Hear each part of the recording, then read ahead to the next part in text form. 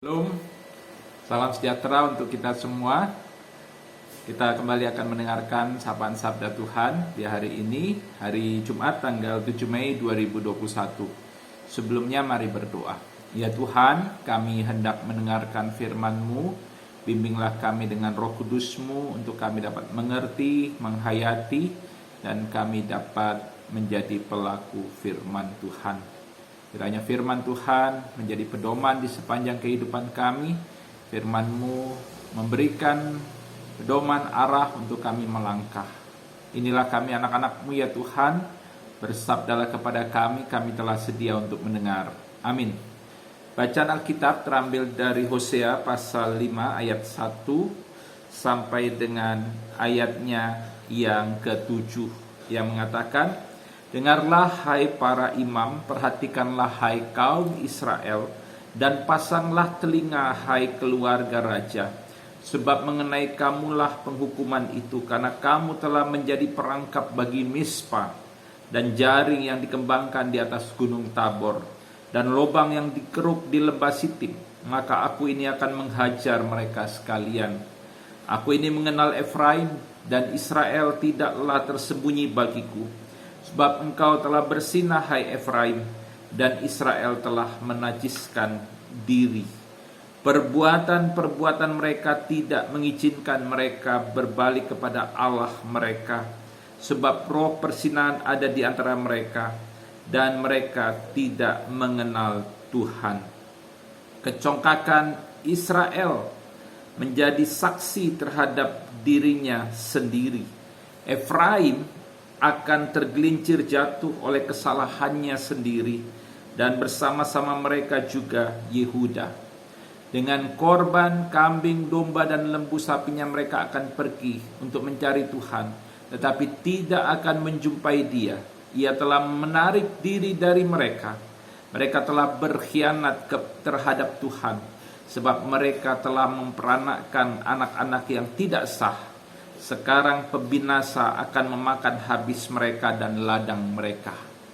Yang berbahagia adalah mereka yang mendengarkan firman Tuhan serta memeliharanya dalam kehidupan sehari-hari. Terpujilah Tuhan Yesus.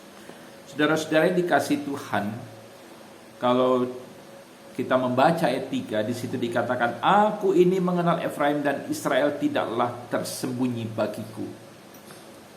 Kita sering mendengarkan ungkapan bahwa di hadapan manusia kita bisa menyembunyikan perbuatan-perbuatan jahat, tetapi di hadapan Tuhan kita tidak akan bisa menyembunyikan perbuatan jahat kita, karena di hadapan Tuhan tidak ada yang tersembunyi. Kita tidak bisa menyembunyikan sesuatu di hadapan Tuhan. Di hadapan manusia kita bisa menyembunyikan kejahatan kita, tetapi kita tidak bisa menyembunyikan kejahatan kita di hadapan Tuhan. Israel telah melakukan kejahatan di hadapan Tuhan. Mereka terang-terangan bersinah, dalam arti mereka meninggalkan Tuhan dan memilih untuk mengasihi dan menyembah serta beribadah kepada Allah lain, yaitu Baal, yang disembah oleh bangsa-bangsa yang tidak mengenal Tuhan. Israel mungkin menganggap bahwa di hadapan manusia mereka bisa menyembunyikan kejahatan mereka, tetapi Israel lupa bahwa di hadapan Tuhan tidak ada yang tersembunyi. Dan karena perbuatan jahat Israel, maka mereka harus siap menerima konsekuensi. Tuhan sudah mengingatkan bahwa ada konsekuensi yang harus mereka tanggung. Mereka akan mengalami kehidupan yang sulit, kehidupan yang penuh dengan sengsara dan penderitaan. Mereka tidak lagi mengalami berkat-berkat Tuhan.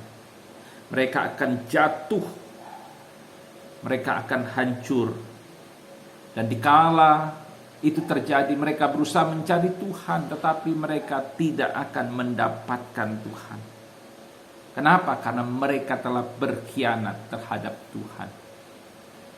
Ibu bapak dan saudara-saudara yang dikasihi Tuhan, ada dua hal yang mau kita renungkan dalam renungan di pagi hari ini. Yang pertama, bahwa kita harus melakukan yang baik dan benar, yang adil dan sesuai dengan kehendak Tuhan. Jangan kita melakukan perbuatan jahat. Kita mungkin bisa menyembunyikan perbuatan jahat itu di hadapan manusia. Tapi ingat, Tuhan adalah Allah yang Maha Tahu. Dia tidak akan tinggal diam atas kejahatan yang kita lakukan. Kita tidak bisa menyembunyikan perbuatan-perbuatan jahat kita. Dan karena itu, lakukan yang benar, yang baik, yang adil, dan berkenan kepada Tuhan. Yang kedua, setiap perbuatan ada konsekuensinya. Ketika kita melakukan yang jahat, bukan tidak mungkin kehidupan kita akan mengalami kehancuran. Kita akan mengalami kesengsaraan, kita akan mengalami penderitaan. Dan karena itu, biarlah kiranya kita tetap hidup mengabdi kepada Tuhan, menyembah kepada Tuhan, beribadah kepada Tuhan. Kita boleh tanggalkan segala yang jahat. Kita boleh buang dan tinggalkan perbuatan-perbuatan dosa. Dan ketika kita hidup berkenan kepada Tuhan, maka Tuhan akan memberkati kehidupan kita. Kita akan mengalami kehidupan yang damai sejahtera. Kita akan menerima keselamatan yang bersumber dari Tuhan. Tuhan memberkati kita. Amin. Mari kita berdoa. Ya Tuhan, terima kasih. Untuk firman-Mu, kami mengakui bahwa tidak ada yang tersembunyi di hadapan-Mu. Dan karena itu biarlah kami tetap melakukan yang baik, yang benar, adil, dan berkenan di hadapan Tuhan. Ampuni jika selama ini kami tidak melakukan yang baik, benar, dan adil, dan berkenan di hadapan-Mu. Sucikan, kuduskan hidup kami, sehingga hidup kami menjadi hidup yang berkenan di hadapan Tuhan.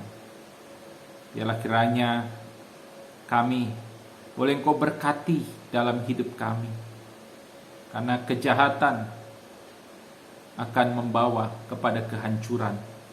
Dosa akan membawa kepada maut.